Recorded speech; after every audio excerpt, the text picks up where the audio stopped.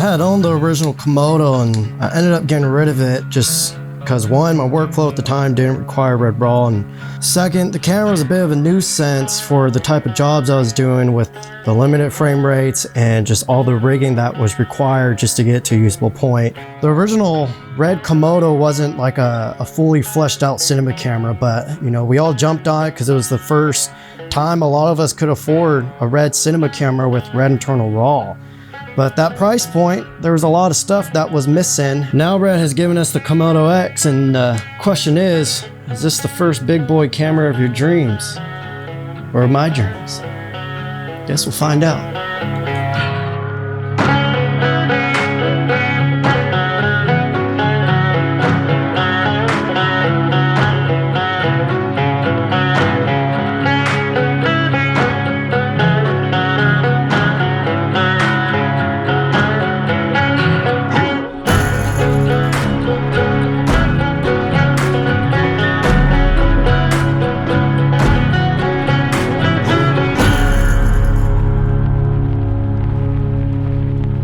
Alright guys, we're gonna go over a few things first and then I'll answer that question of this is my dream camera or not. I'm sure it's kind of obvious, but real quick too, make sure to subscribe because I am doing a handful of other videos on this. I'll be covering on if the red Komodo X is possibly the best run and gun cinema camera out there and compared to anything else. I'll be doing some anamorphic videos on here. I'll be doing a full rig breakdown. Let's go over a few boring things. Please stay tuned. We're gonna get over these fine details and then we're gonna go over image quality, which is the most important thing about this camera. Let's start with the most important upgrade here. The original Komodo, I always said it would have been the perfect camera if they gave us 60 frames per second in the full readout. The most that we can get in full readout was 40 frames per second. Now with the Komodo X, not only do we get 60 frames per second in the full readout, we get 80 frames per second in full readout. Two, with the original Komodo, you basically had to spend just as much money that you are on the Komodo X that you had on that system just because you had to buy so many different parts for it. Let's just go over a handful of things that they pretty much just put the original Komodo on steroids. We now have a native V-mount, so any V-mount batteries you can slap directly on there. But with that,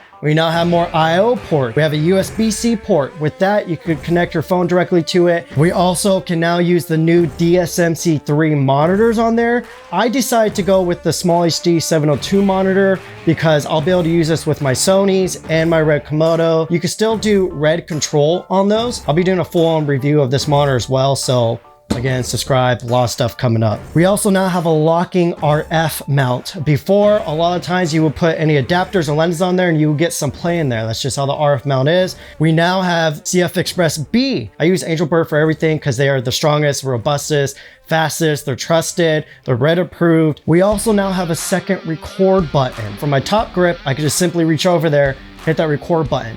On top of that too, we can now assign these buttons. Last annoying thing, audio. We now have a 5-pin audio port here in the back, and with that you can connect different type of cables to it. You can do a 5-pin to a 3.5, a 5-pin to an XLR, and we can now do power. We can do phantom power. Also guys, real quick, if you're digging my rig setup, I'm actually rocking Kondor Blue's new Komodo X cage, and yes, it will also work on the original Komodo. Big shout out to Kondor Blue for sponsoring this video. I'll be going over this cage more in my rig breakdown video, but some of the key upgrades they gave us are raised NATO rails on the side, a 15mm rod clamp on the top plate, which just makes life way easier. And real quick on the top handle is literally the most comfortable, like balanced, ergonomic top handle I've used. I've ditched all my other top handles after I tried this guy out. I actually use all their cages for all my cameras just because they have the most robust and realistic designs, and you could tell it's actual filmmakers designing their products. And here's a quick little teaser of the new height adjustable base plate.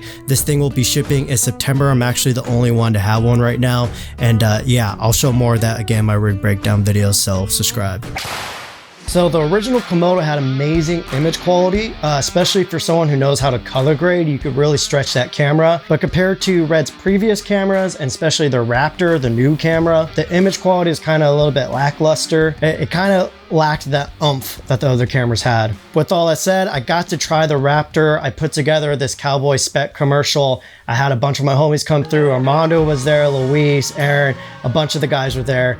Aaron brought his Raptor, Armando and Luis both brought their Komodo X's, and I got to try all of those. And I was blown away when I went to go color grade the footage from the Raptor. I started to like try to figure out like, how can I afford this camera? How can I get my hands and own this camera? Well, the next day I went to go color grade the red Komodo X, and I had to double check because I was like, wait, is this the Raptor footage? The red Komodo X blew me away because it matched the Raptor very, very, very well. I was very confused. I was like, why would red make this camera match up to the red Raptor so well for literally over half the price? Also, Armando is dropping his red Komodo X review today as well. So for our Porsche shoot, we used the red Komodo X alongside the red Raptor, and this made our workflow much easier, not because the image quality is almost the same, but because they share so many similarities. So I'll put a link down in the description if you guys want to go watch his video. He's going to be comparing it to the red Raptor, and Armando will be able to show you what I'm talking about. It's bizarre how good this KX is in comparison to that Raptor. So why is the red Komodo X image quality so much better than the red Komodos?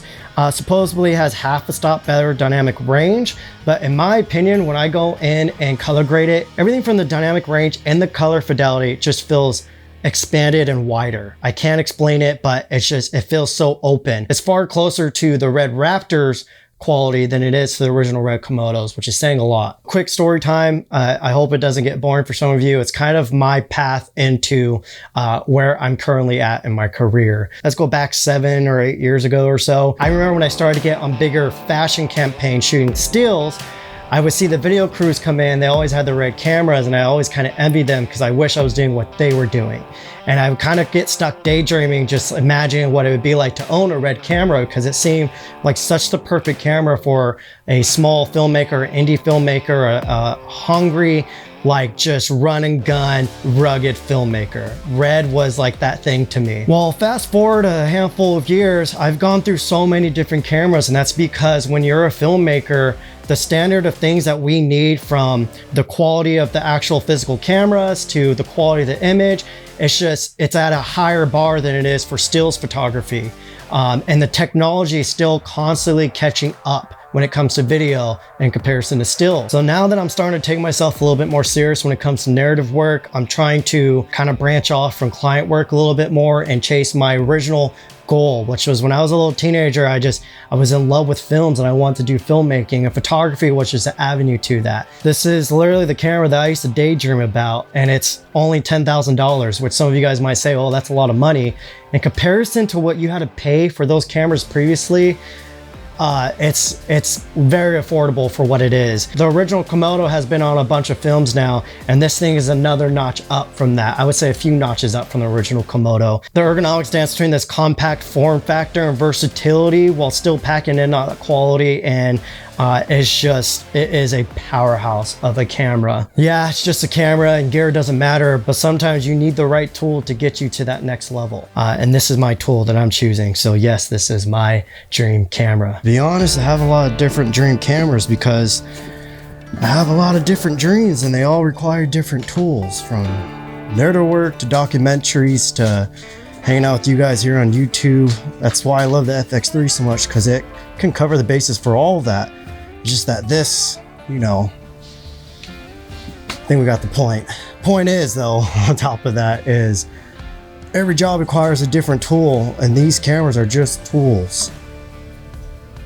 So maybe this camera will inspire you, maybe the FX3, maybe the S5 II from Panasonic. Whatever inspires you, shoot with it. Because again, it's just a tool. What do you smell? Come here. Come here. Up, up, up, up.